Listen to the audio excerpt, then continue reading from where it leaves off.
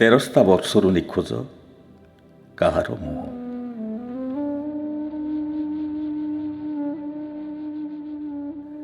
ଗୋଟିଏ ଛାଇ ତ ଦିନ ସାରା ଖାଲି ମୋ ଚାରିପଟେ ବୁଲୁଥାଏ।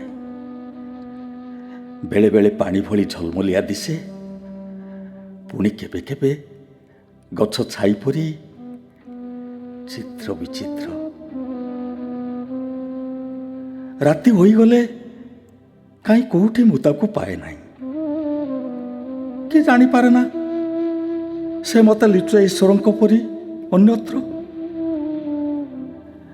ମୁଁ କିନ୍ତୁ ତାକୁ ଖୋଜୁଥାଏ ଗାଈ ଚରାଳିର ଆଖିରେ, କୁହୁକ ବଣରେ, ଯେଉଁଠି ଶ୍ରୀପଦର ହେଣ୍ଟାଳ ମୋତେ କଲବଲ କରେ ପ୍ରହର ପ୍ରହର।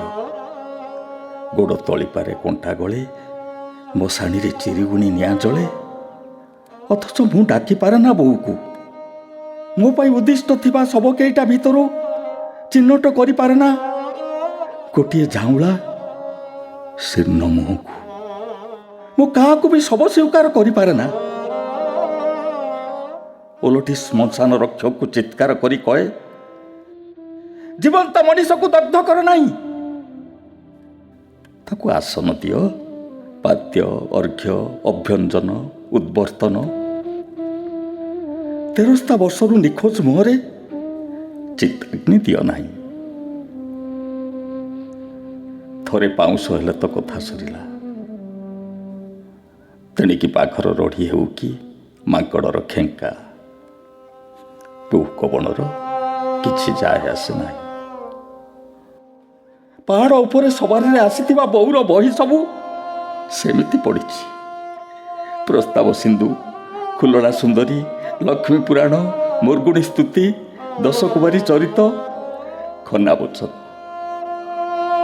ପରିତ୍ୟକ୍ତ ଗୁମ୍ଫାରେ ସାଇତା ହୋଇ ରହିଛି ଯୌତୁକ ସଜ, ପରକଲମ, ବେଙ୍ଗପାଟିଆ ଟିବିରି, ବାଲିଦାନି, ବେଲା, ତାଟିଆ, ପଥର ବାସନ, ଖିଲିକାତି, ଚୂନଦାନି।